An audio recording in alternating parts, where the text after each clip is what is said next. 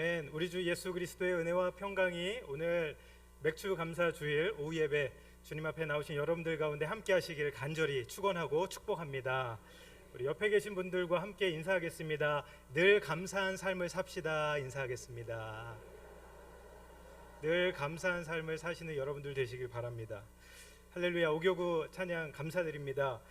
저는 잠깐 저의 소개를 먼저 해드리고 하나님의 말씀을 나누는 게 좋을 것 같습니다. 저는 지금 현재 미국 뉴저지 베다니 교회라는 한 이민 한인 교회에서 목회하고 있고요. 저희 두드림 교회, 여러분들이 섬기시는 이 교회는 제가 1978년 아마 개척이 되고 바로 저희 어머니 등에 업혀서 이렇게 다니기 시작했습니다. 자의인지 타인지 모르겠지만, 그래서 다니기 시작해서 군대 갔다 오기 전까지 이곳에서 생활하고 또 함께 울고 웃고 또 기도하고 또 즐겁게 놀고 하면서 보내다가 이제 사역 전까지 함께 이 교회를 섬겼던 안현일 목사라고 합니다. 지난 4년 전에 저희가 한국에 방문하게 되었었는데요. 그때도 우리 담임 목사님께서 말씀을 전할 기회를 주셔서 이곳에 와서 같이 하나님의 말씀을 나눴는데, 마침 그때가 저희 두드림 교회 40주년 감사한 그런 또 시즌을 보내고 계셨었어요. 그래서 저도 참 뜻깊게 방문했었고, 이번에도 방문했는데 목사님께서 또 이렇게 연락 주셔서 함께 하나님의 말씀을 나눌 수 있는 기회를 주셨습니다. 참 감사드리고, 또 이렇게 원로 목사님, 저희 아버님 같이 늘 저를 어렸을 때부터 이렇게 막 홀리고 막 장난꾸러기였는데 다 용서해 주시고 품어 주시고, 그래서 이렇게 목사 만들어 주셨죠. 그래서 참 감사드리고, 이렇게 지금 마스크 써서 너무 아쉽습니다. 지난 주일날 저희가 저희 가정이 이렇게 주일 예배 같이 드려서 또 찬양대 목사님 말씀 기도 참 은혜 많이 받고 그랬는데요. 마스크를 써서 저를 막 알아보시고 인사해 주시고 그러는데 제가 긴가민가 성함이 맞는가 실수할까봐 조마조마했었거든요. 참 빨리 마스크를 벗는 그런 세상이 왔으면 좋겠습니다. 네. 그리고 저희 교회 이렇게 오면서 본당에 이렇게 올라오다 보니까 계단에 예전에 이제 찍었던 사진들, 수십 년 전 이렇게 추억에 있는 그런 사진들의 이렇게 모습을 보면서 참 이렇게 반가우신 분들도 있고, 또 그때 이렇게 어렸을 때부터 청년부까지 이렇게 쭉 교회 생활을 하던 그런 것들이 이렇게 딱 필름처럼 이렇게 상기가 되면서 너무너무 행복하고 좋았던 그런 너무나 그런 교회였구나, 나에게는 참 의미 있는 교회였구나라는 생각을 했습니다. 그런데 무엇보다도 저는 두드림 교회에 감사한 것은 제가 이 교회에서 예수님을 만났다는 것입니다. 이 교회에서 예수님을 배웠고요, 예수님에 대해서 들었고요, 예수님을 나의 구주로 인격적으로 영접했다라는 교회, 그리고 꿈을 품게 된 그런 교회였음에 너무나 감사한 교회입니다. 그런 교회 여러분들 지금 섬기고 계십니다. 할렐루야. 그러니까 늘 감사한 줄 믿습니다. 제가 두드림 교회와 또 여기 계신 성도님들을 생각하면서 이 뜻깊은 또 감사주일인데요, 어떤 말씀을 같이 나누면 좋을까 생각하고 기도할 때 아들 사무엘을 하나님께 드리는 한나의 모습을 떠올리면서 이 사무엘상 말씀을 중심으로 주님의 은혜의 말씀을 나눴으면 좋겠다 했습니다. 그래서 사랑하는 성도 여러분, 오늘 말씀을 들으실 때에 이제 여러 가지 또 오늘 본문뿐만 아니라 여러 곳 사건들을 같이 보게 되실 텐데요, 우리의 모든 것을 전능하신 하나님께 맡겨드리는 그 은혜가 있는 이 시간 되시길 주님의 이름으로 축복합니다. 자, 여러분들에게 제가 질문을 하나 한번 해보겠습니다. 여러분들이 지금 요즘에 생각하고 있는 관심사는 무엇입니까? 무슨 생각하고 사세요? 네? 뭐라고 하시는데? 여러 관심사가 있으실 것입니다. 저도 관심 분야가 있습니다. 코로나 이후에 제가 좀 새롭게 생긴 그런 관심인데, 그건 뭐냐면 이제 목회를 하다 보면 이제 여러 신방도 하고 이렇게 성도님들 만나고 그러잖아요. 그러면은 물론 이제 신방을 할 때 그 성도님들의 입장에서 또 하나님의 어떤 또 말씀을 주실지, 어떤 위로를 주실지, 격려하실지 기대하는 마음으로 만나 뵙고 하지만, 코로나 이후에 제가 바뀐 게 있는데 성도님들 한 분 한 분이 귀하시더라고요. 제 만남이 참 귀하구나. 그래서 누군가를 만나면 그분이 무슨 생각을 하고 어떤 관심을 가지고 계신지 좀 더 알고 싶다. 그분의 생각과 그분에 대해서 좀 더 알고 싶다라는 그런 마음이 생긴 게 저의 관심사입니다. 이해되세요? 예. 그래서 참 모든 사람들이 다 자신이 생각하고 자기가 고민하고 자기가 원하고 또 막 치열하게 싸우고 하는 그런 생각하는 분야들, 관심 갖고 있는 그런 생각들이 있으실 텐데, 저는 그런 분들, 그렇게 살아가시는 분들, 특히 제가 이제 한국에 방문했으니까 한국에서 신앙생활 하고 계시는 우리 성도님들의 그런 관심은 무엇일까, 우리 목사님의 관심은 무엇일까, 이런 생각들을 좀 해보면서 이렇게 이 자리에 오게 되었습니다. 제가 한국 들어오기 전에 이제 새벽 예배를 종종 이제 같이 이제 로테이션으로 인도를 하는데, 어느 날 우연치 않게 이제 새벽 예배를 섬기시는 이제 어르신들, 우리 권사님들 몇 분이 같이 아침 식사를 하자고 저를 이제 데리고 맥도날드로 가셨습니다. 여러분, 미국은 70대 80대도 맥도날드 가서 아침 드십니다. 예, 반갑게 이제 안부를 나누고 그리고 이제 제 관심, 이제 저기 권사님은 어떤 생각을 좀 어떤 고민을 하고 사실까 이렇게 궁금했어요. 그래서 여쭤봤죠. 그래서 어떻게 사시는지, 어떤 또 고민이 있으시고 어떤 생각을 하시는지 물어봤는데, 자, 여러분 한번 생각해 보세요. 어떤 관심을 갖고 계실까? 미국에 사는 한인분들은, 어르신들은. 그래서 여쭤보니까 그렇습니다. 뭐니 해도 머니가 관심사가 아니고요. 자, 이제 다 이제 연로하셨기 때문에 어떻게 하면 건강하게 하나님께서 주신 나머지 삶을 잘 유지하며 살 수 있을까, 이게 관심이시더라고요. 그래서 참 저도 무슨 고농축 비타민이 든 무슨 주사가 있다고 한국 가면 꼭 맞고 오래요. 뭐 저는 뭐 한국 사람들 맞으신다고. 근데 이제 미국에선 그런 게 이제 굉장히 맞기가 어려운데, 그 미국에 사는 유대인들이 그런 거 다 어린아이들까지 맞춘다고 하면서 자신도 맞았다, 그런 정보를 막 알려주시는데요. 네, 역시 관심은 건강이시구나, 이런 생각 해봤고요. 그리고 역시 빠질 수 없는 관심사가 뭐냐면 자식들 이야기입니다. 손자, 손녀 이야기였습니다. 가까이, 부모님 입장에서는 늘 가까이 있고 싶잖아요. 우리 아이들, 우리 손주들 가까이 있고 싶은데, 저희가 이제 뉴저지에 살고 있는데, 이제 성도님들도 뉴저지에 계시겠죠? 근데 이제 자녀들이 다 타주로 이렇게 많이 가세요. 그래서 조지아 아틀란타로 간 이제 자녀들을 생각하면서 제가 만난 그 새벽 예배 후에 그 성도님이, 권사님이 너무 그립다는 거예요. 그러니까 보고 싶다는 거예요. 이제 차를 타고 가면 한 10시간, 15시간 이상 막 가거든요. 굉장히 오랜 시간 가는데 1년에 한두 번 시간을 내서 그 80 드신 권사님 네 분이 열몇 시간을 운전해서 거기 이제 자녀랑 손주들 보고 싶어서 열심히 가세요. 근데 가면은 또 자녀들이 잘 왔다 뭐 이런 게 아니라 이제 매년 오다 보니까 잘 오셨는데 내 일 좀 도와달라, 우리 아이들 좀 봐달라, 뭐 이런 걸로 부탁을 하시더라는 것입니다. 그래서 약간의 섭섭함도 알려주시면서도 우리 자녀들 하나님께서 지켜주시고 조금 더 가까이에서 우리 손주들 보고 싶다, 이런 소박한 관심을 이야기를 해 주셨습니다. 여러분들의 지금 이 시대를 살아가면서 최근의 관심사는 무엇입니까? 코로나라는 이 세상 정말 말도 안 되는 일이 지금 2년 반 전에 벌어져서 코로나랑 관련된 이제 코로나 이후에 삶이, 뭐 교회도 그렇고요, 여러분들의 삶의 처소나 직장이나 비즈니스나 여러 곳에서 다 모든 게 임팩을 미쳤는데요. 그런 상황 가운데 그것이 여러분들의 관심사가 될 수도 있고, 제가 생각해 보니까 최근에 대한민국 대통령이 바뀌었잖아요. 그래서 대통령에 대한, 정치에 대한 그런 것이 관심사가 되실 수도 있고, 미국도 요즘에 경제가 굉장히 좋지 않은데 한국도 그렇지 않습니까? 그런 경제적인 상황, 뭐 비즈니스나 뭐 사회에 대한 뭐 그런 것들이 될 수 있고, 혹시 젊으신 분들은 뭐 핸드폰이나 뭐 이렇게 세상 돌아가는 인터넷이나 뭐 스포츠, 뭐 손흥민 선수가 지난 시즌에 잘했다더라, 그래서 막 그런 거에 대한 관심도 많으시고 그러실 거라 생각을 해 보았습니다. 물론 신앙적인 부분도 하나님 어떻게 더 잘 믿고 섬길 수 있을까, 이런 관심도 있으실 거라 생각이 됩니다. 저는 오늘 본문 말씀 같이 여러분들과 나누면서요, 여러분들에게 우리가 보고 있는 이 성경은 어떤 성경인가 할 때 뭐 여러 가지로 성경을 정의할 수 있겠지만, 저는 성경을 이렇게 한번 소개해 드리고 싶습니다. 이 성경은요, 맡겨 드림에 대한 스토리다, 맡겨 드림의 기록이다 라는 것입니다. 제가 오늘 말씀의 제목을 맡겨드림이라고 하였습니다. 한나라는 그 당시에 어떤 한 여자가 있었는데 하나님을 믿는 그 여인의 관심사는 무엇이었을까? 얼마나 많은 것들, 가장 본인이 중요하게 생각하고 그러고 그 중요한 것을 행동하게 한 그 관심은 무엇이었을까?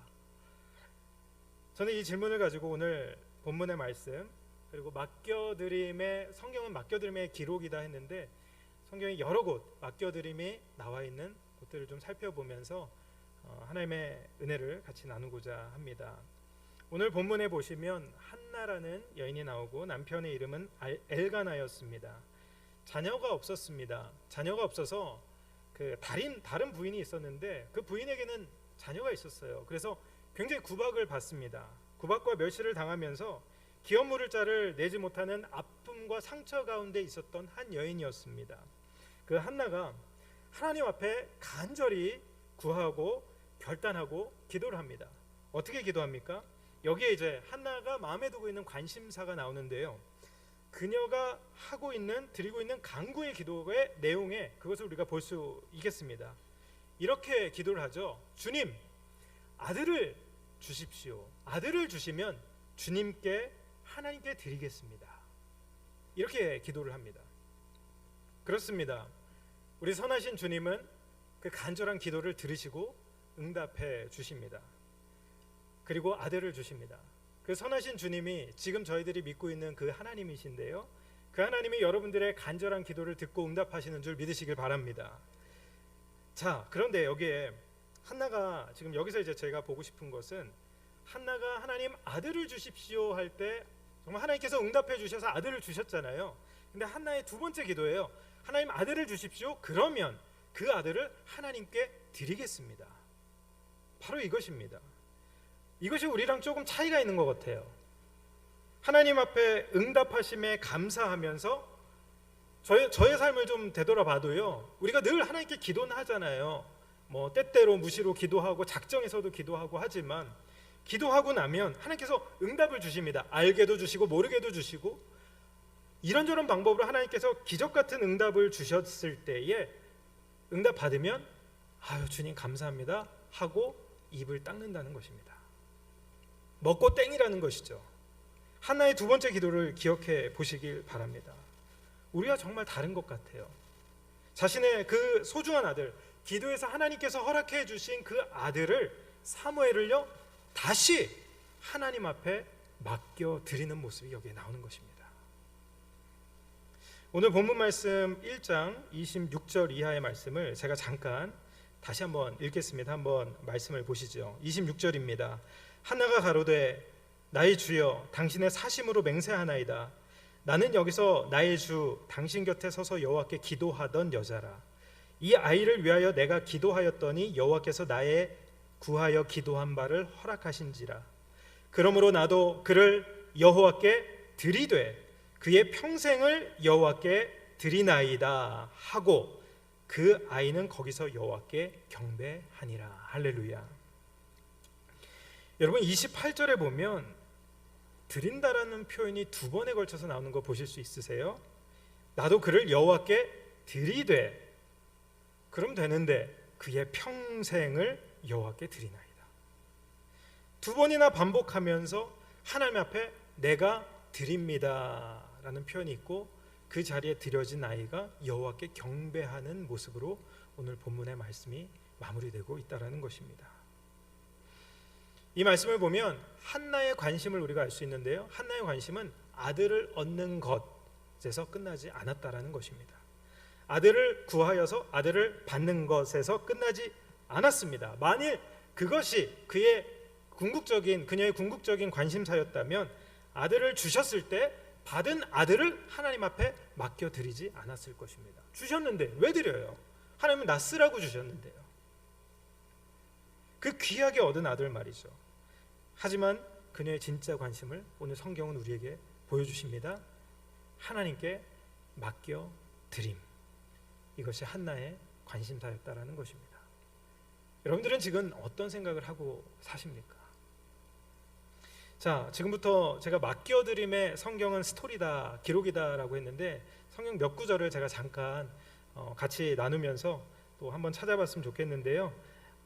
자막으로 아마 준비가 되었을 것입니다. 눈으로 한번 보시면 좋겠습니다. 출애굽기 2장 2절에서 3절 말씀입니다.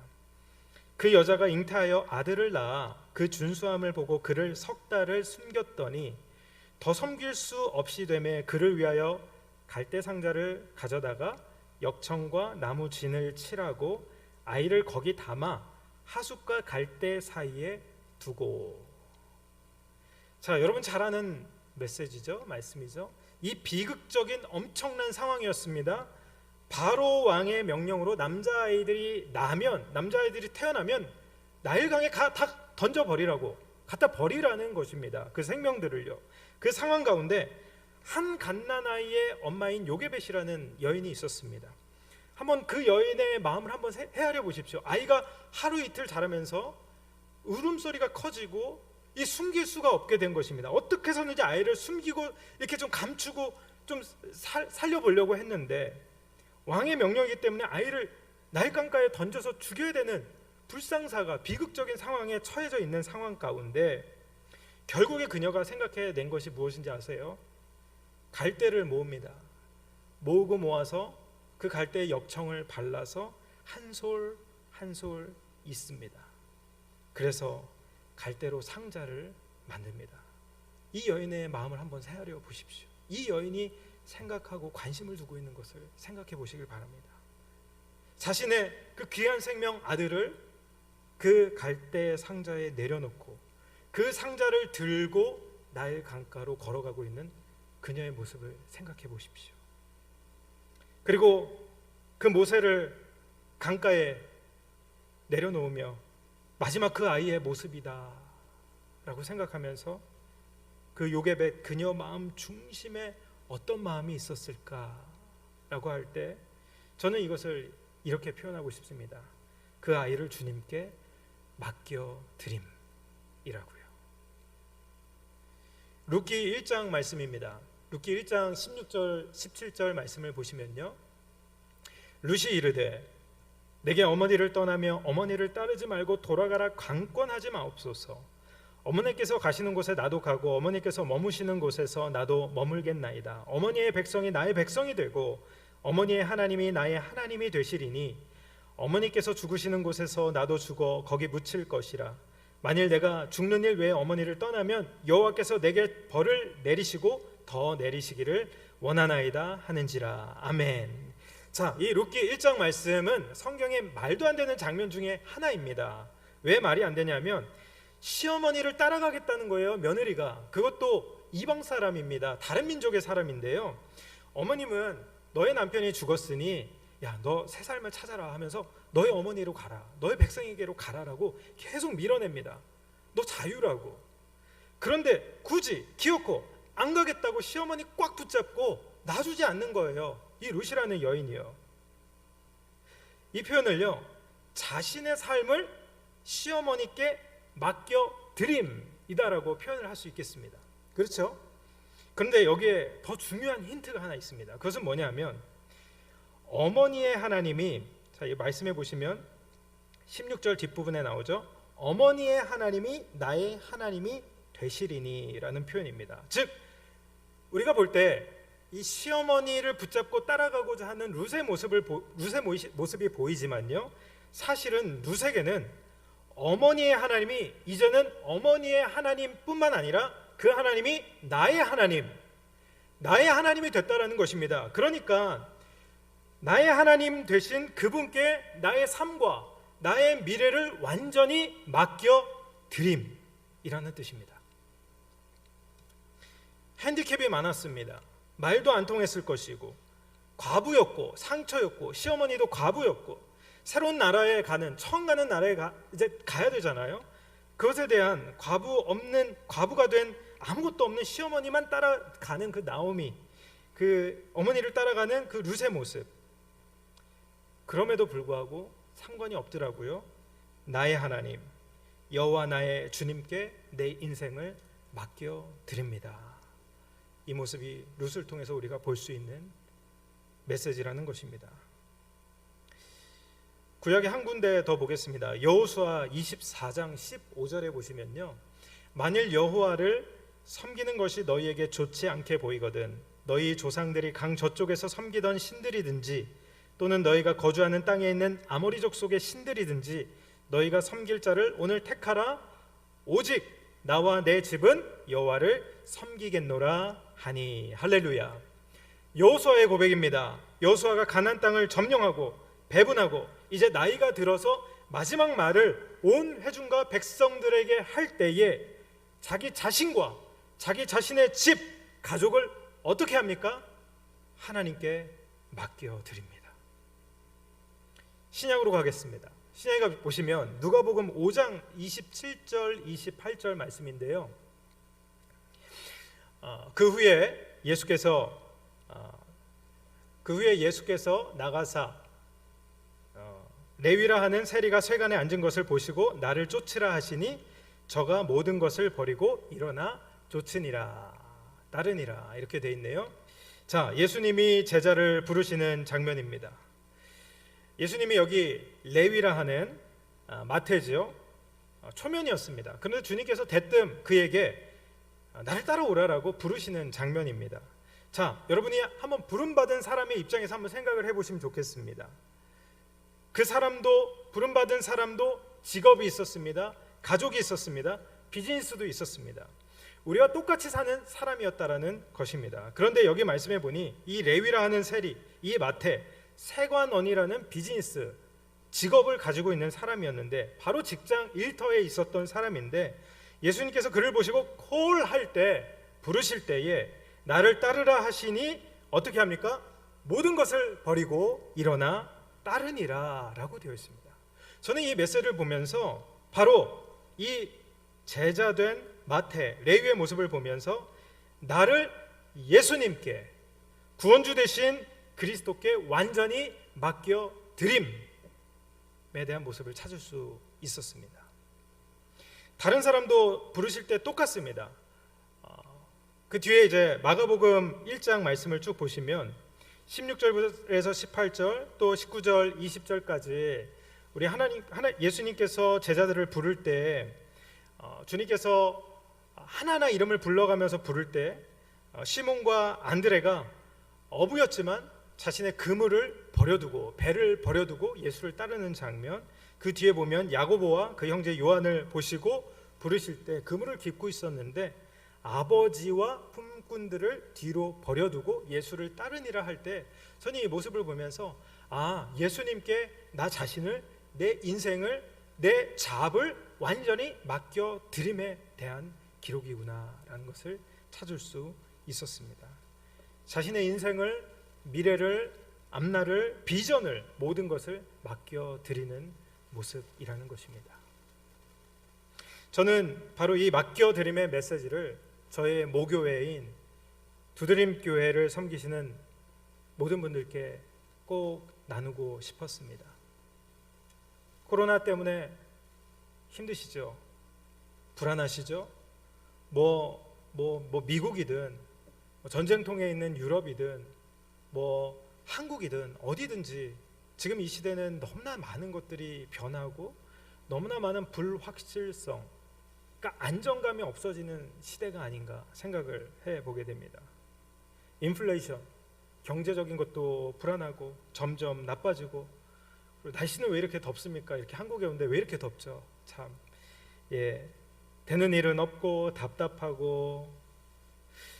저는 이 시대를 살아가고 있는 정말 예수님을 믿는 믿음의 사람들은 바로 세상 사람들이 생각하고 눈으로 보여지는 것으로 말미암은 그런 것들이 우리의 관심사가 되는 것이 아니라 이 모든 문제들 하나하나를 하나님께 맡겨드려야 되는구나, 하나님께 맡겨드림, 이것이 여러분들의 관심사가 되시기를 주님의 이름으로 축복합니다. 맡겨드리면은 용기가 필요하고요, 여러분들의 결단이 필요합니다. 이제 뒷부분에 이제 말씀이 나오겠지만 말씀 한 구절을 더 한번 보시고 이제 말씀을 정리하겠습니다. 마가복음 10장에 여러분들이 잘 아시는 부자 청년에 대한 이야기가 나옵니다. 마가복음 10장 21절 22절 말씀해 보시면요, 예수께서 그를 보시고 사랑하사 이르시되 내게 아직도 한 가지 부족한 것이 있으니 가서 너에게 있는 것을 다 팔아 가난한 자들에게 주라. 그리하면 하늘에서 보화가 내게 있으리라. 그리고 와서 나를 따르라 하시니 그 사람은 재물이 많은 고로 이 말씀으로 인하여 슬픈 기색을 띠고 근심하며 가니라. 예수님을 등지고 가는 모습입니다. 다른 제자들을 부를 때보다 더 엄청난 표현이 있습니다. 예수님께서 이 부자 청년이 왔을 때 그를 사랑하사라는 표현이 있습니다. 사랑하사. 그래서 그의 부족한 것을 언급하시면서 우리 주님께서는 완전히 그에게 채워주시기를 원하셨습니다. 무엇으로요? 성경에 나와 있잖아요. 하늘의 보화로, 하늘 보화로 그에게 완전한 채움을 주시고자 너에게 있는 부족한 것이 하나 있으니까 그거 해결해라 말씀을 해주시는 것이었습니다. 부족함을 바꾸려면, 채우려면 그에게 있었던 부족함이 뭔지 아세요? 굉장히 아이러니하죠? 너가 가지고 있는 것을 비우라, 주어라 라는 것입니다. 이게 해결책이었습니다. 그러니까 가진 게 많은 것이 너에게 가지고 있는 부족함. 하나님 보실 때 부족하다, empty, 없다 이런 느낌이어야 되는데 내가 가지고 있는 것이 많다, 너무나 가지고 있는 것이 많은 것이 하나님이 보시기에는 부족한 것이었다라는 것입니다. 우리가 아는 이 세상의 가치관과 완전히 다르죠. 하나님의 가치관, 예수님의 가치관은요, 부족한 것은 부족한 것이다 라는 것이 세상에서 우리에게 말하고 있습니다만 하나님께서는 부족한 것이 그것이 아니라 나를 더 채우고 나를 꽉꽉 채우고자 하는 것이 부족한 것이다 라는 것입니다. 예수님의 가르침, 성경의 가르침을 보시고 믿으시길 바랍니다. 저와 여러분들은 우리에게 부족한 것은 무엇인지 한번 돌아보시길 바랍니다. 내 안에 너무나 많은 것을 가지고 있는, 우리 안에 너무나 많은 것을 지니고 있는 것이 부족한 것이 아닌가. 계속해서 채우려고 하는, 그러니까 세상이 불안정하니까 더 뭐든지 이제 우리가 막 이렇게 저장하려고 하는, 가지고 이제 땡기려고 하는 그런 모습들이 지금 이 세상에 보이고 있잖아요. 내 것으로, 부족하기 때문에, 불안하기 때문에 더 내 것으로 만들려고 하는 그 모습을 우리 주님이 보시고 그를 사랑하사 부족한 것이 있으니 너에게 있는 것을 다 주어라 라고 말씀을 해 주시는 것입니다. 제가요, 이제 우리 두드림교회 오래 다니셨던 우리 분들은 아마 다 아실 겁니다. 저희가 이제 저희 어머니랑 제가 이제 두 식구 어렵게 살았거든요. 힘들게, 경제적으로도 많이 어려워서 저는 우리 교회에서 저에게 얼마나 많은 사랑을 베풀어 주셨는지 잊지 않고 있습니다. 저를 가르쳐 주신 선생님들과 우리 형 누나들, 그리고 집사님들, 권사님들, 장로님들 얼마나 많이 저를 생각해 주시고 뒤에서 베풀어 주시고, 또 무슨 행사 때 되면은, 지금 옆에 짜장면집이 있는지 모르겠는데 바로 옆에 짜장면집이 있었거든요. 짜장면 사주시고, 곱빼기로.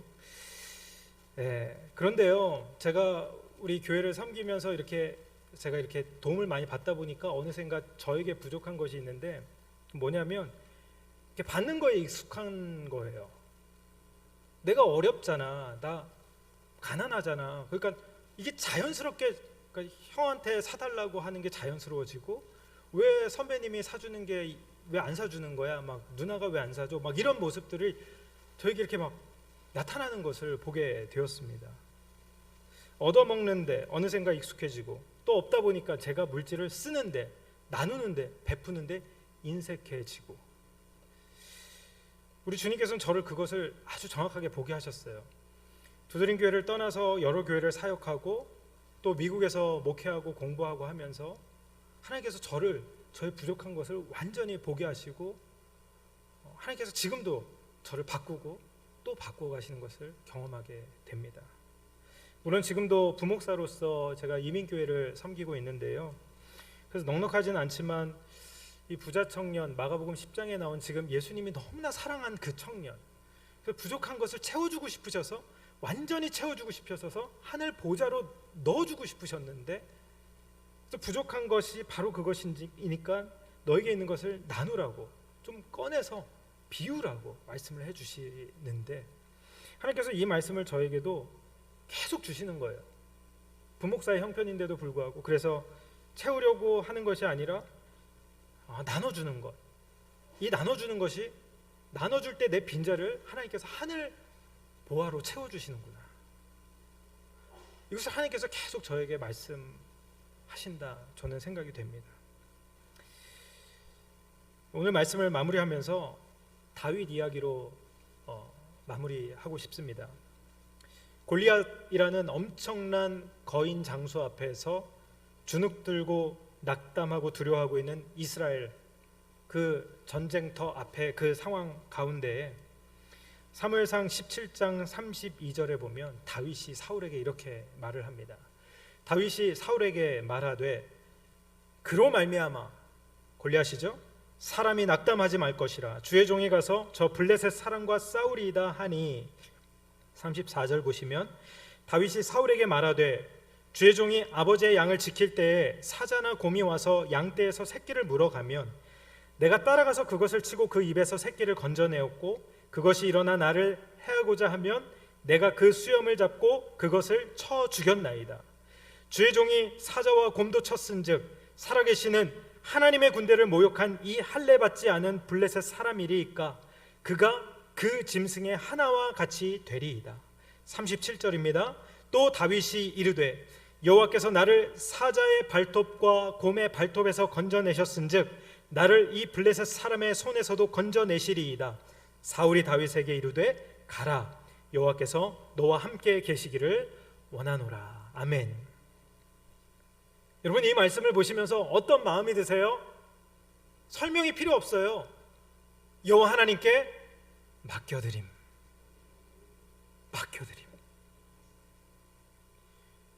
이 머리를 굴리면 안 되더라고요. 맡겨드릴 때 한번 조금만 굴려볼까요? 이거 제대로 안 되면 정말 대박으로 망신납니다. 민족이 끝납니다. 그쪽 대표 장수 나오고 이쪽에서 대표 장수 하나 나와서 싸우자.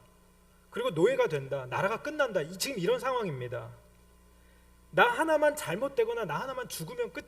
그냥 그러면 오케이, 그냥 담대하게 가서 할 텐데 자신의 나라와 민족과 가족과 잘못되면 다 망하고 다 죽게 되는 상황인데, 다윗이 바보입니까? 다윗이 상황 파악 못하는 멍청입니까? 아무리 10대라고 해도요? 아니죠. 바보가 아니면요, 정상인이면 그 자리에 나가면 안 되는 것입니다. 머리를 조금만 쓰면 그 자리에 나갈 수 없습니다. 옷도 안 맞고 칼도, 왕의 칼도 한번, 왕의 옷도 입어보고 작고 어리고 바보같이 나아가는 모습을 우리에게 보여주시는데, 말씀을 마무리하면서 이 말씀을 꼭 드리고 싶습니다. 맡겨드리면요, 여러분들이 담대함으로 용기를 가지고 직접 해야 되는, 저와 여러분들이 하나님 앞에 해야 되는 것인데요, 그때 우리에게 필요한 것은 믿음입니다. 믿음이 없으면 이걸 할 수 없습니다. 이성보다 믿음입니다. 누가 막무가내로 믿으라고 합니까?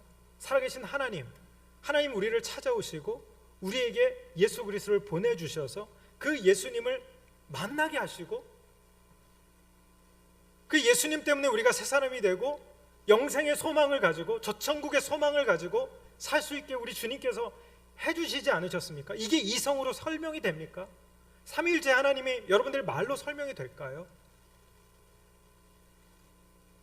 우리 주님께서는 이 믿음을 주시는 분이시고요, 우리 주님께서 주시는 이 겨자씨만한, 그것보다도 작은 이 믿음으로 우리가 해야 할 것이 있습니다. 여러분들이 해야 할 것이 있습니다. 그것은 바로 이 모든 상황 가운데, 여러분들의 상황과 환경이 어떤지 저는 잘 모르지만 모든 상황과 환경 가운데, 처지 가운데 주님, 저는 주님만 바라보며 맡겨드립니다. 믿음으로 맡겨드립니다. 여호와 하나님, 그분을 온전히 완전히 믿는 믿음으로 맡겨드리시는 여러분들 되시길 주님의 이름으로 축복합니다. 우리가 믿는 하나님이 누구신지 분명히 아셔야 합니다. 하나님을 아는 지혜와 지식이 넘쳐나는 여러분들 되시길 축복합니다. 우리 하나님을 향한 여호와 하나님, 전능하신 하나님, 창조주 하나님, 통치자 하나님, 구원주 되신 우리 하나님, 그 하나님을 우리가 믿고 안다라면 우리 가운데 하나님을 향한 신뢰가 나오게 되어 있습니다.